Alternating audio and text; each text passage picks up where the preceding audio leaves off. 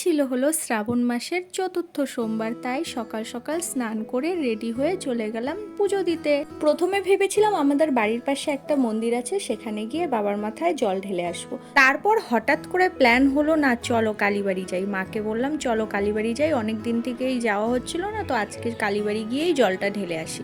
তারপর তো বাড়ি থেকে টোটো ধরে চলে গেলাম কালীবাড়ি। আর যারা যারা পূর্ণিয়াতে থাকো তারা তো সবাই জানো এটা কতটা ফেমাস আমাদের সিটি কালীবাড়ি।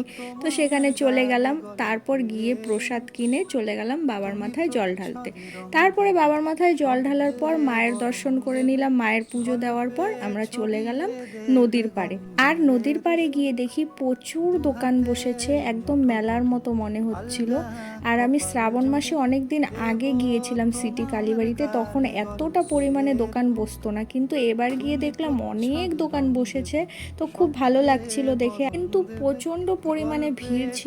মানে যদি শান্তি মতো জল ঢালার হয় তাহলে আমার মনে হয় এইটা সময়টাতে আসাটা খুবই ভুল, কেন কি অনেকটা ভিড় থাকে এই সময়টাতে। আর আমি প্রত্যেকবার শ্রাবণ মাসে বিয়ের আগে আমি কালীবাড়ি যেতাম না এই ভিড়ের জন্যই, যে এত ভিড় হয় যে ভালোভাবে জলও ঢালা যায় না। তার জন্য আমি আমাদের বাড়ির পাশে একটা মন্দির আছে সেখানেই জল ঢেলে আসতাম। তো যাই হোক, তারপর আমি মন্দিরের চারিদিকটা ঘুরে দেখলাম আর তোমাদেরকেও ঘুরে দেখালাম। তো কেমন লাগলো আমাদের সিটি কালীবাড়ি অবশ্যই কমেন্ট করে জানাবে। তো আজকের মতো বাই।